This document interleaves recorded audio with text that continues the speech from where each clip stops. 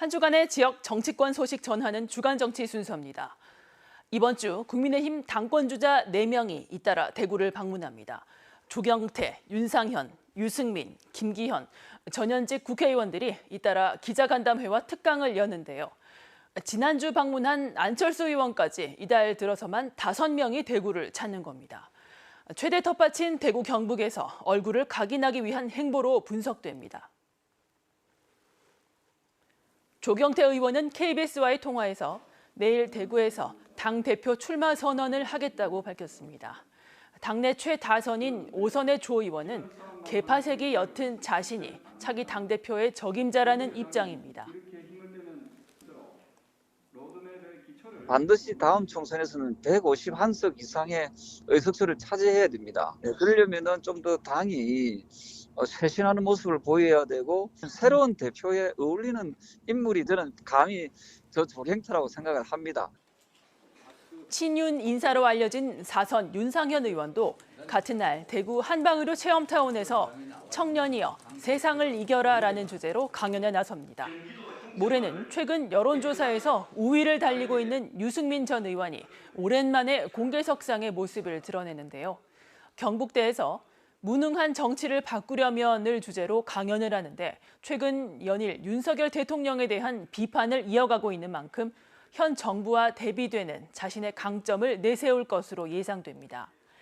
다음 날은 김기현 의원이 당원 교육을 위해 대구를 찾는데요. 김 의원의 대구 방문은 이달 들어서만 2번째입니다. 내일 정진석 비대위에 대한 가처분 심리와 이준석 전 대표에 대한 추가 징계 심의가 동시에 열립니다. 정점에 이른 당 내홍이 어떤 방향으로 흐를지 관심을 모으는 시점인데요. 오히려 이 같은 혼돈이 존재감을 드러낼 적기이자 당의 안정에 자신이 필요하다고 호소할 적소가 대구라는 판단을 당원 주자들은 공통적으로 하고 있다는 분석입니다. 다음 소식입니다. 더불어민주당이 대선 공약이던 대구 경북 통합신공항 추진 의지에 변화 조짐을 보이고 있습니다. 특별법 발의를 준비하겠다던 이재명 대표가 최근 한 발 빼는 듯한 모습입니다. 이재명 대표는 지난 2월 대선 후보 공식 선거운동 첫날 대구에서 부산 가덕도 신공항처럼 정부 재정 지원을 통해 대구 경북 통합 신공항을 신속하게 옮기겠다고 했습니다.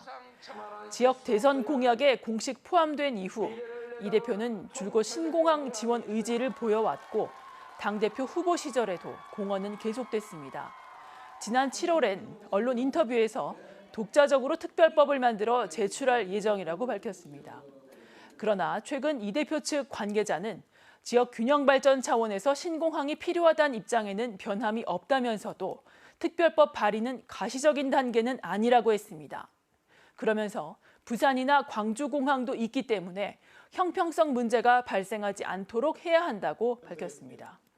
당 대표가 된 만큼 특정 지역 공항에만 신경 쓸 수 없다는 입장인데 지난주 부산에서 열린 현장 최고위원회에서 가덕도 신공항을 당초 개항 예정인 오는 2035년에서 부산 엑스포 전인 2029년까지로 앞당겨 개항하겠다고 한 발언과 대조를 이룹니다.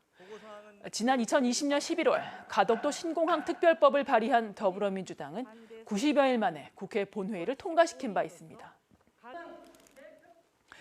오는 29일 더불어민주당은 이재명 대표 체제 이후 첫 대구 경북 예산정책협의회를 엽니다. 이 자리에서 이 대표는 지역 최대 현안인 대구 경북 통합 신공항 사업을 어떻게든 언급할 것으로 보이는데요.